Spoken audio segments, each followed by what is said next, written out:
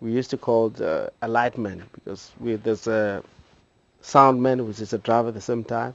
We have cameraman in the middle. We have a lightman that's sitting in the back. Also, in the same vehicle that can able to change lights, direction, and so on. You start to laugh. I didn't laugh by that time. I was like shaking, you know. But after 10 minutes, I start to laugh and see and blame it to ourselves. And we have a little bit meeting and say, guys, never ever do this anymore. Feeding lions, try to do something else. But what is amazing, since from that day, the bride never ever forget. If we come with a vehicle, they all come out and face the vehicle. They want to come close to the vehicle. So we tend to like stopping from here and the part a little bit far. You know that if we come close, they will start to react. Know that it could be food in the vehicle. So something that I would never ever forget. So while I'm still here, that tells me I can see anything. I will never ever feed baboon. I will never ever feed a leopard.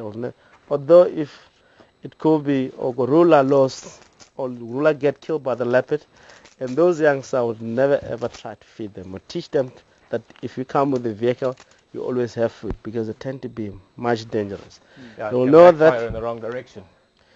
they'll know that soon. They know that they were able to track the vehicle. If the vehicle comes, they always expect, oh, it could be something coming, and they'll get ready. If you late, they'll jump into the vehicle, thinking, oh, it's still a food in the vehicle. While you're coming with guests, it's not safe.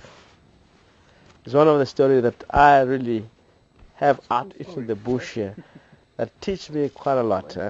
You know that out into the bush, you learn by mistake sometimes, but it has to be something that you learn. If you don't learn, you die at the same time. So if you're not learning that moment, you know that you might lose yourself, or you can lose one of your partner in the vehicle, or whatever. It could be colleagues.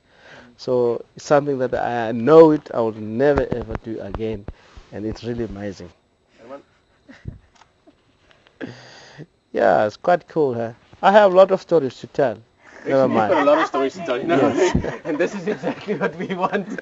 Rex is like, okay, cool. Now we've done the story. Now we can sit and just talk around the fire because that's what it's about, Rex. Yes, it's really amazing. You know, I'll come to one of my story that happened out into the bush while I was just seeing, witnessing. I mean, it was 1994. One day I also shared this story live on Giga. Okay. And there was a question that we were asked, do the lion knows that the Jigas are people, or they can able to identify individuals in the vehicles? And I said, yes, they can do that. But they're not having interest on us because we're not a part of our food chain. But they can really know that. Leopard and lions are very clever. You know, look at the cheetah if you want. If you really single file impala in the middle of the impala group or herd, he was able to stay with that impala. Although it can mingle, he would never ever lose the focus. He would stay on that impala. But to cut the story short to what happened, that makes me... Wait. Are you saying that after a while, with gorilla seeing us so much, you can actually identify individuals? Yeah, he can identify. He can know Lishin. He can know Peter. But because the leopard doesn't speak the same language, Of course, yeah. we all can be assuming, oh, the leopard doesn't know us. The leopard will know. Why I'm saying this, I'll come to the main story that happens while I was witnessing. I was still young. I was still a boy. But this happened to the leopard and the lion. But I'll take the both story at the same time. There was a man in the name of Concota outside, living in Dixon, early 80s. He went out and set up his own trap.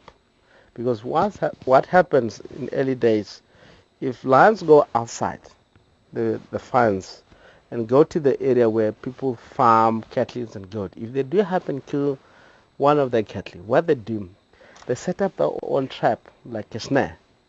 They put a snare, they can put the branches like the big, making crawl, and put the inside of that cow inside there, and let the entrance where they put those ring, sort of a loop or snare, to set up for the lion to go in, then they can get hooked with the snare. It happened to the guy, he able to caught the lion.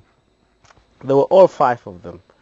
And being 5 of them, they were very, very strong gentlemen, holding spear and axe and so on to go and finish the line. In early days, it's still happening now in Kenya. If once one of their cattle lose from the lions, the warriors, they go out and hunt that specific lion. They run down the specific lion until the spear or hold the 10 spear. Whoever killed the lion, he becomes a hero, he becomes a chief of the warriors. So in early days, it's still the same. When I grew up, it was still the same. These 5 gentlemen, they went direct to the lions. And the one that put the snare, he was in the middle of these 5 gentlemen. Then he go, it happens that the lions struggled the whole night. And what happened with the snare? It get teared off. Yeah. And the lion was sitting there waiting for the people to come. But the lion doesn't realize. I thought maybe the snare still holding. But I believe the lion is clever. They know that what happened. What happened there, the guys come with the spear.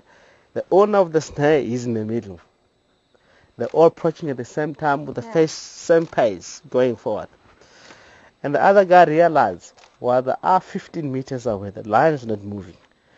And the guy that the owner of the snare said, "This is my snare." No, it would never ever happen. It won't tear off. He take one step forward and encouraged the rest to go again. What happened when the lion stood up and everyone see that the snare is off? They all turned back. All of them, they ran forward. And really, it was full speed. Yeah, Everyone forget whatever he's having in his hand. He just threw them away on the ground.